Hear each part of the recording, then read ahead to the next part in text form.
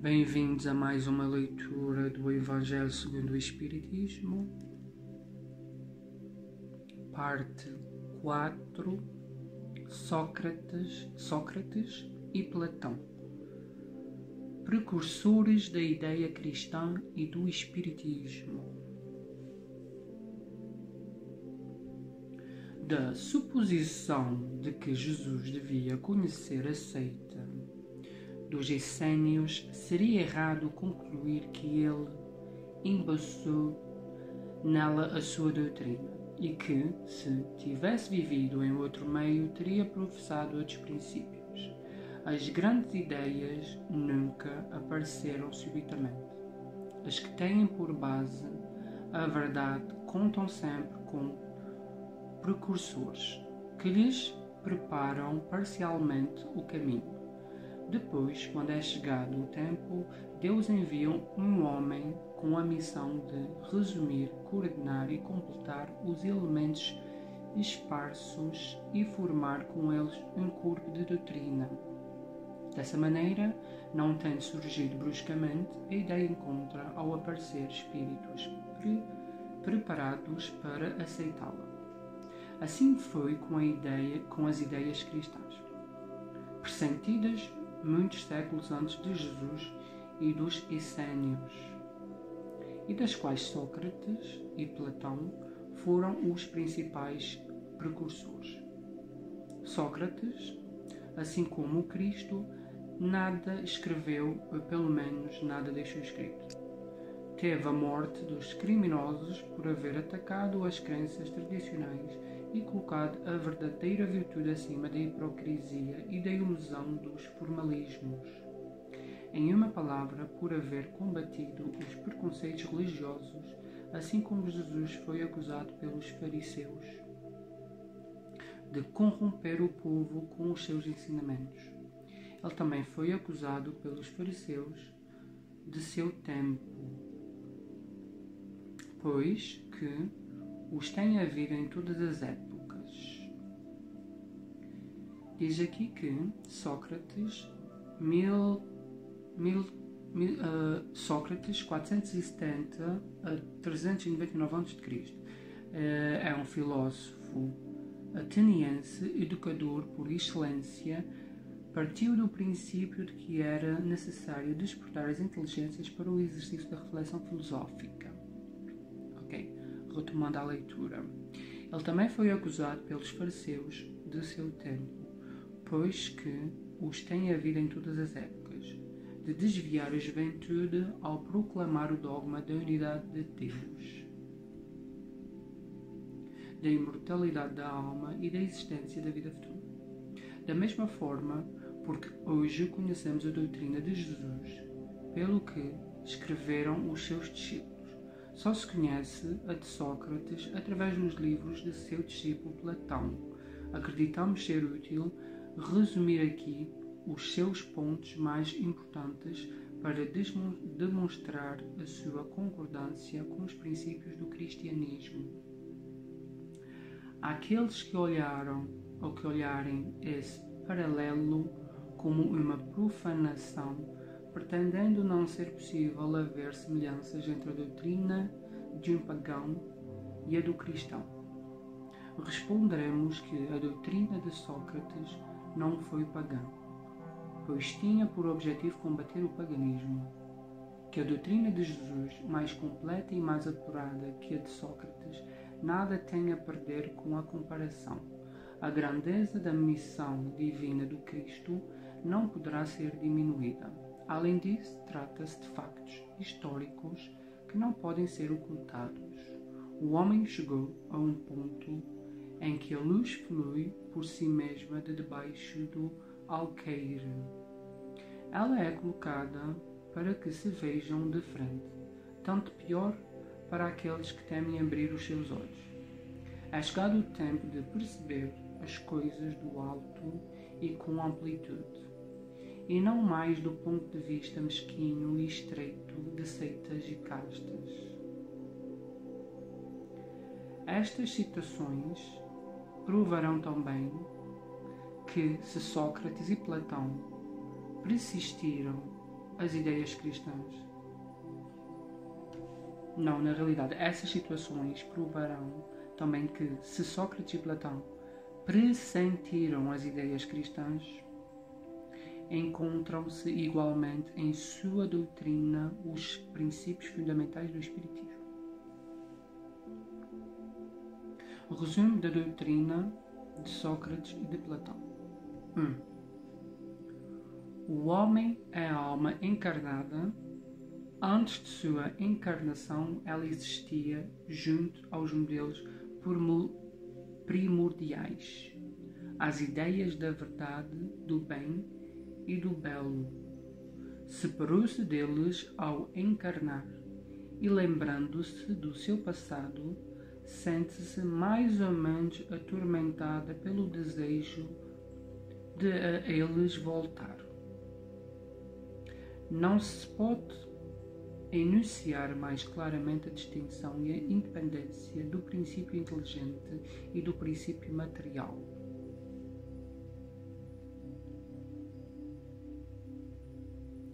Tem aqui uma nota. Alqueire. Alqueire significa a antiga medida de capacidade equivalente a 13,8 litros.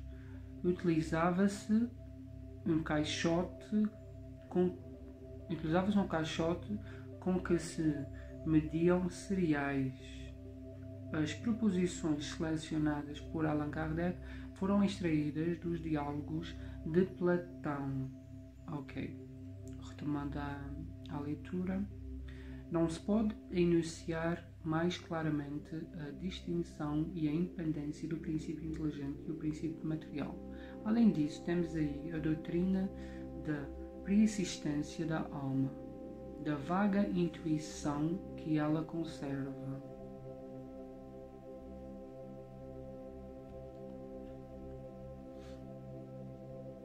Da vaga intuição que ela conserva da existência de um outro mundo, ao qual aspira da sua sobrevivência à morte do corpo, de sua saída do mundo espiritual para encarnar e de seu retorno a esse mundo após a morte. É, enfim, o germe da doutrina dos anjos decaídos. 2. A alma perturba-se e confunde-se quando se serve do corpo para considerar algum objeto. Ela tem vertigens.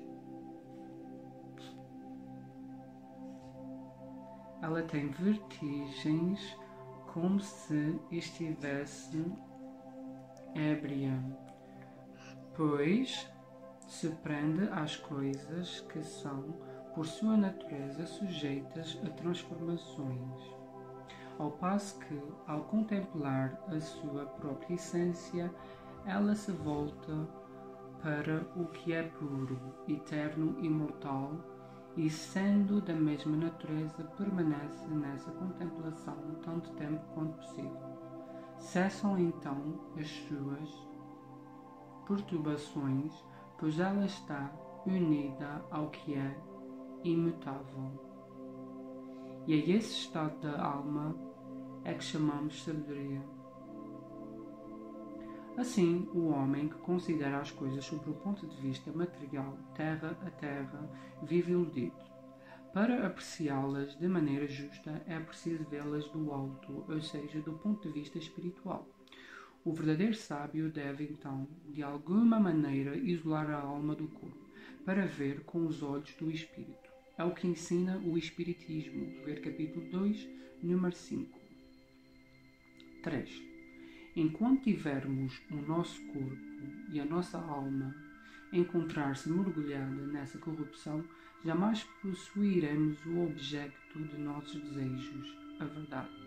De facto, o corpo nos oferece 1000 obstáculos pela necessidade que temos de cuidar deles. Além disso, ele nos enche de desejos, de vontades, de crenças, de 1000 quimeras e 1000 tolices. de maneira que com ele é impossível sermos sábios por um instante. Mas, se nada se pode aprender puramente enquanto a alma está unida ao corpo, conclui-se de duas coisas uma: ou que jamais se conheça a verdade, ou que se conheça após a morte. Libertados da loucura do corpo, então conversaremos. É de se esperar com homens igualmente livres e descobriremos por nós mesmos a essência das coisas. É por isso que os verdadeiros filósofos se preparam para morrer, e a morte não lhes parece de maneira alguma temível. O céu e o inferno, primeira parte, capítulo 2. Segunda parte, capítulo 1. Esse é o princípio das faculdades da alma, obscurecidas pela mediação dos órgãos físicos e da expansão dessas faculdades depois da morte. Mas trata-se aqui das almas evoluídas, já depuradas. Não ocorre o mesmo com as almas impuras. Quarto, a alma impura, nesse estado, está entorpecida e é novamente arrastada para o mundo visível pelo horror ao que é invisível e imaterial. Ela vaga, segundo se diz, pelos túmulos e monumentos, perto dos quais foram vistos algumas vezes fantasmas tenebrosos, como dizem ser as imagens das almas que deixaram o corpo, sem estar inteiramente puras e que retêm algo de forma material, o que permite aos nossos olhos percebê-los ou percebê-las. Não são as almas dos bons, porém as dos maus, que são forçadas a vagar nesses lugares, onde trazem as dores de sua vida passada e onde continuam a vagar até que os desejos inerentes à sua forma material as devolvam a um corpo. Então elas retomam, sem dúvida, os mesmos hábitos que durante sua vida anterior eram objeto de sua predileção. Não apenas o princípio da reencarnação está aqui claramente expresso, como também o estado das almas que o encontram ainda sob o domínio da matéria, é descrito tal como o Espiritismo demonstra nas evocações. E há mais, afirma-se que a reencarnação é consequência da imperfeição da alma, enquanto as almas purificadas dela estão libertas. O Espiritismo não diz outra coisa, apenas acrescenta que a alma que tomou boas resoluções na erraticidade e que adquirir conhecimentos trará ao renascer menos defeitos, mais virtudes e mais ideias intuitivas do que na existência precedente, e que, assim, cada existência marca para ela um progresso intelectual e moral. O céu e o inferno, segunda parte, exemplos. Quinto, após a nossa morte, o gênio daimonion, que nos havia sido designado durante a vida, nos leva para um lugar onde se reúnem todos os que devem ser conduzidos para o Hades, para serem julgados. As almas, depois de terem permanecido no Hades o tempo necessário, são reconduzidas a esta vida por numerosos e longos períodos. É a doutrina dos anjos guardiães e espíritos protetores e das reencarnações sucessivas após intervalos mais ou menos longos de erraticidade.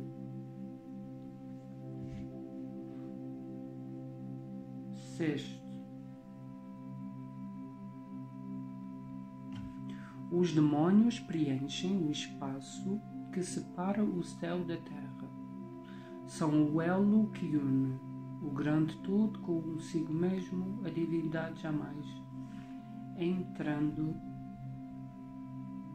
em comunicação direta com o homem.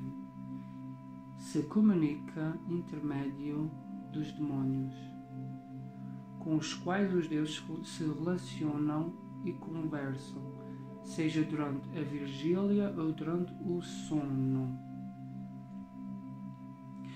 Tem aqui uma nota que Hades, como já referimos anteriormente, é o inferno pagão. Isto vocês podem ver no livro O Céu e o Inferno, que explica melhor. Voltando aqui à leitura, a palavra daimonium, da qual se originou demónio, não era compreendida no sentido negativo na antiguidade, como nos tempos atuais. Essa palavra não se aplicava apenas aos seres malévolos, mas aos espíritos em geral, entre os quais se distinguiam os espíritos superiores chamados deuses e os espíritos menos evoluídos, ou demónios propriamente ditos.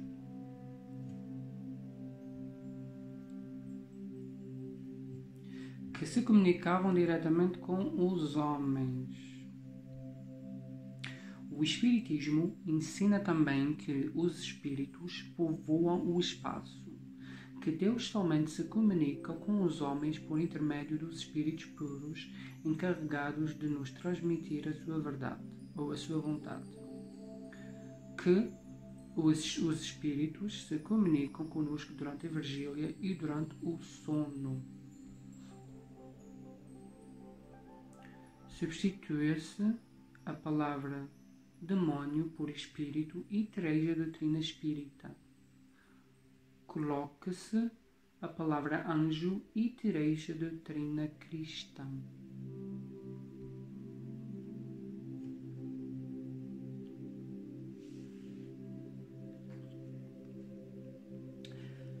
Sétimo, a preocupação constante do filósofo, tal como a compreendiam Sócrates e Platão, é a de ter um maior cuidado com a alma em relação à eternidade, nem tanto a esta vida, que é apenas um instante. Se a alma é imortal, não é mais sábio viver com vistas à eternidade?